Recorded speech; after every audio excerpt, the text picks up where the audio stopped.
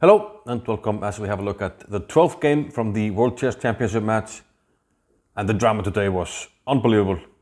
Let's just dive into it. Ding Liren has the white pieces, Nepo with the black pieces. And once again, Ding is surprising us in the opening. We have d4, which is not a surprise. He has been going back and forth between d4 and c4, but worrying his stuff within those openings. And no change here. After d5 he goes e3, he goes for the quiet Colle system. Now this gives white a number of choices. He could go for a quiet, c3 bishop d3. He could go for a b3 setup. In the game he goes for knight b to d2. After ct, et, we kind of have already a Caro-Kann exchange pawn structure. So Nepo goes for this queen c7 move, which is generally played in the exchange Caro to stop white from going bishop f4. But bishop f4 is a long way from happening, so one wonders if that's really necessary. But nonetheless, the move that he played, and now bishop d7. And this move looked a little bit odd because, well, it's not clear you need to move the bishop there. Perhaps he was afraid of, after knight c6, of some type of bishop b5, but Ding didn't think that was much to worry about. But bishop d7 looks weird, and perhaps Ding should have gone for knight e5 here. Looks like the knight can get a good foothold here in the center, with the other knight coming to f3, and then white's setup starts to make sense. But he goes bishop d3, and this allows black to go knight c6, castles, and bishop g4. And somehow it seems that black is getting away with this wasted tempo here, bishop to d7, bishop to g4. Maybe it's difficult to find a waiting move. Maybe he had to wait for white to castle to pin, avoiding bishop b5. There has to be a reason for black playing bishop d7. But if I was seeing bishop b7 for the first time, I would have thought this was some sort of low-level game, because the move doesn't make a lot of sense. But okay, on we go, and we get kind of a normal position here you might get from a Caro-Kann exchange. And now knight f1, bishop d6. I mean, knight f1 is logical in that we want to develop this bishop at some point. But on the other hand, where's this knight going? Bishop to g5. And Nepo castles. So now we have a trade on f6. And Ding said he thought for a long time, trying to decide between taking on f6 and playing knight g3. In the end, he decided to take on f6. We do get these double pawns. But it's clear we are going to have some sort of an arms race here on the king side. So knight g3, f5, and now h3. This knight g3 move forces black's hand, because now he has to give up this bishop, and he takes on f3. If you take on g3, you're inviting us to open the position even further with h6, g4. That just looks like trouble. Threatening this, you have to remove the piece. Looks good for white. So he takes on f3. Queen takes f3. Knight to e7. Sort of fortifying the king side. White may have had ideas of taking on f5. Takes and queen takes f5. Black will of course defend with f6. Defending this, but white will get a lot of pawns. He will get a d5 pawn as well. So Nepo keeps it safe. Knight to e7. Knight h5. They say knights on the rim are dim, but in this case it's eyeing a lot of weak squares here. So this knight looks good.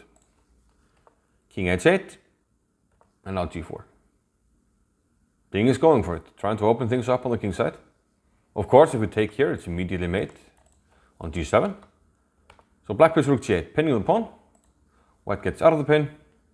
And once again, even though we're protecting this, the rook is in the way. So if you take here, it's going to be check again and then take the rook.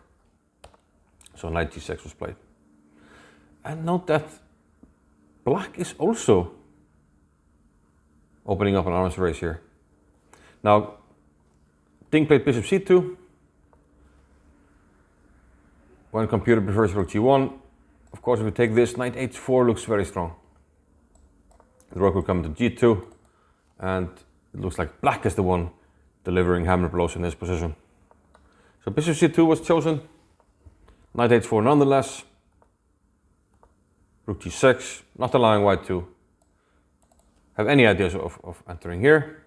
Rook g1, and f4, mating the queen, and queen e7.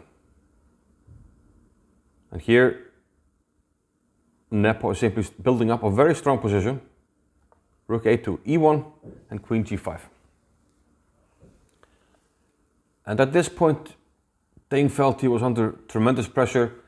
I mean, black has some easy moves to continue here. He can double the rooks, and then we can start thinking about pushing this pawn, putting a lot of pressure on white's kingside. And meanwhile, white doesn't have much. And even if we move the queen somewhere, open up an attack on this rook, we're not really threatening to take, because after we take on g6, this knight on h5 wouldn't have any squares. So he felt like he needed to find some counterplay, so he went c4, trying to get something going on the queen side. Takes.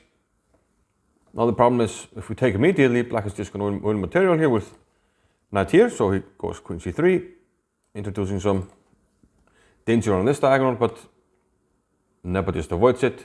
Computer really likes this move, and also likes this move. But now he should have gone in for knight to f3. That was probably the whole reason why b5, b4 was considered so strong by the computer. You want to go knight f3 and just win material. Instead, and let's see, he has 38 minutes. He spends minimal time on rook a to g8. So here Nepo started to play a little bit too fast. And well, around here, the player started to miss a lot of stuff. Queen c6 was not considered good. He should have taken first on g6 and then gone queen c6. In which case, g takes h5, queen takes d6. I mean, a lot of complicated lines, but things are at least hanging in the balance here. Instead, after queen c6, black is doing quite well. No, sorry, after queen c6 immediately, right here, black should go knight to f5, and this is a resource that Nepo just kept on missing. And notice that after queen c6, Nepo, with 38 minutes, played this after about the 1.5 minutes. But knight f5 doesn't look too difficult to find. If you take, there's queen takes h5. There's always this mate here on h3 that's a big problem for white. It's actually not so easy to find the move. There are also, black now introduces the option of putting the queen into h4. But Nepo didn't find it, played this quickly. So the fast play of Nepo is catching up with him in this position. But queen b7, again, should have taken on g6, followed by d5. Looks very strong. After queen b7, again, Nepo gets the chance to play knight f5, sort of correct the mistake that he made on the move before. But instead, spends very little time and plays rook to h6. So 3 bad moves with very little time spent. And now, after bishop to e4, Ding is completely back in the game. He's keeping things under control, keeping the f3 square under control, so now he can move the queen and just start picking up pawns. And he's just saying, okay, you don't have a way to break through, actually, on the king side. The only idea is to take on h5, but the pieces are still in the way, so it's going to take a long time. And Nepo doesn't find a good answer here, but rook f8, now you have to do something again, the rook is attacked. So white just won a pawn here. Queen c3, Nepo starts to retreat, actually probably a solid move, because again you want to introduce the idea of having this at some point. And it seems like we can always meet d5 with e5 if we have to, although otherwise it will be mate. Queen h4, rook e2. And after all of this, okay, black lost a pawn, but he's still in the game. But here, just an unbelievable blunder by Nepo. I mean, this has been hanging in the air, but black has various ways to block the diagonal. Otherwise, he will be mate on g7, like we mentioned. But somehow, he plays f5 here. And after rook takes e6, there's no way to interpose anything on this diagonal. You lost the e pawn, you can't go e5. The f pawn is no longer an f7, can't go to f6. So d5 is just too strong. So he has to give up the exchange, but he simply doesn't have enough for it. d5 check anyway, and d6, and with various threats, such as at some point maybe the bishop going to d5. This is just too much. and Nepo resigned in just absolute disgust. A lost chance for Nepo to almost put this match, out of reach for Ding. He would have had to win the last 2 games, one with black. But instead, it's tied up 6-6, and hopefully fun times ahead.